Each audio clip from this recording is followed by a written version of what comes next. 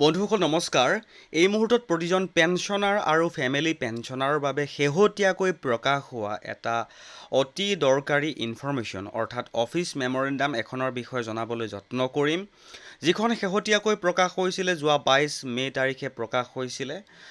আৰু পেঞ্চনাৰ বা ফেমিলি পেঞ্চনাৰসকলৰ যি ডিয়াৰনেছ ৰিলিফ আছে, সেই ডিয়াৰনেছ ৰিলিফ সংশোধন কৰাৰ ৰিভিজন কৰাৰ ওপৰত এই অফিচ মেমৰেণ্ডামখন প্ৰকাশ হৈছিলে। ইতিমধ্যে আপোনালোকৰ সন্মুখত মই তেওঁলোকৰ ছাবজেক্টটো দেখুৱাবলৈ যত্ন কৰিছোঁ। ইয়াতে উল্লেখ কৰিছে তেওঁলোকে revision of rates of dearness relief to the employees who are continuing to draw their pay in the pay scale as per 5th Central Pay Commission with effect from 1/7/2025 and 1/1/26 regarding আৰু বন্ধুসকল এই যিখন office memorandum pensioner বা family পেঞ্চনাৰসকলৰ কাৰণে শেহতীয়াকৈ প্ৰকাশ পাইছিলে, আমি ইয়াৰ ভিতৰত থকা যিখিনি ইনফৰমেশ্যন সেই ইনফৰমেশ্যনসমূহৰ বিষয়ে জানিবলৈ চেষ্টা কৰিম। তেওঁলোকে উল্লেখ কৰিছিলে যে এই ডিপাৰ্টমেণ্টৰ অফিচ মেমৰেণ্ডাম নাম্বাৰ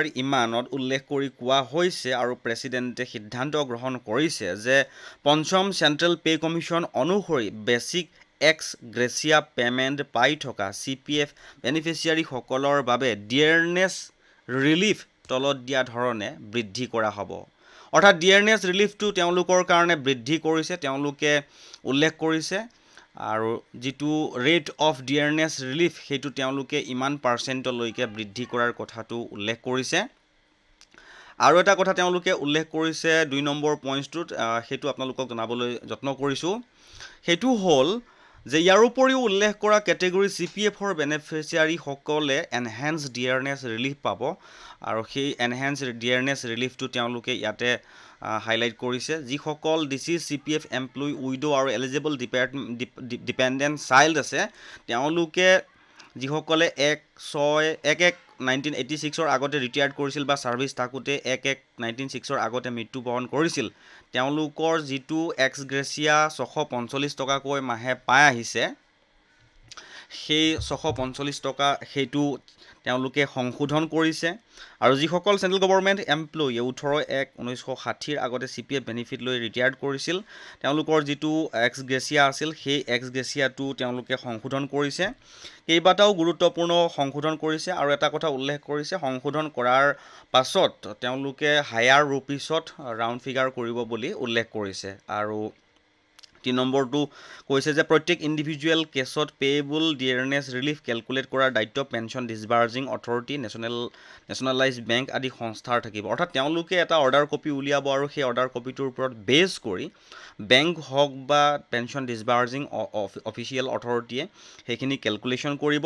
4 নম্বৰ পইণ্টটো তেওঁলোকে উল্লেখ কৰিছে ইণ্ডিয়ান অডিট এণ্ড একাউণ্টছ ডিপাৰ্টমেণ্টৰ ছাৰ্ভিচ কৰি থকা ব্যক্তিসকলৰ ক্ষেত্ৰত এই order controller and auditor general India কনচালটেশ্যনত জাৰি কৰা হৈছে, যি কনষ্টিটিউশ্যন অৱ ইণ্ডিয়াৰ আৰ্টিকল 148(5) অনুসৰি বাধ্যতামূলক।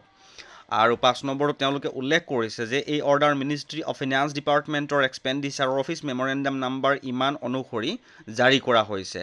তে বন্ধুসকল, এটা নিশ্চয়কৈ ভাল খবৰ বুলি ক'ব পাৰি। বৰ্তমান সময়ত পেঞ্চনাৰ আৰু ফেমিলি পেঞ্চনাৰৰ বাবে চেণ্ট্ৰেল গভৰ্ণমেণ্টৰ পৰা শেহতীয়াকৈ প্ৰকাশ পাইছিলে। আৰু আপোনালোকক এইখিনিতে জনাবলৈ যত্ন কৰোঁ যে আমাৰ চেনেলে যিমানখিনি পাৰোঁ চেণ্ট্ৰেল গভৰ্ণমেণ্টৰ ফালৰ পৰা কৰ্মচাৰীসকললৈ যিখিনি গুৰুত্বপূৰ্ণ নটিচ বা অফিচ মেমৰেণ্ডাম প্ৰকাশ কৰে, তেওঁলোকে যিখিনি প্ৰকাশ কৰি থাকে সেইখিনি আপোনালোকক জনাবলৈ যত্ন কৰোঁ। যদি ইনফৰমেশ্যনটো ভাল লাগিছে বা আগলৈকো যদি এনেকুৱা ইনফৰমেশ্যন আপোনালোকে পাই থাকিবলৈ বিচাৰে, তেনেহ'লে চেনেলটো ছাবস্ক্ৰাইব কৰি হাতত ৰাখিব।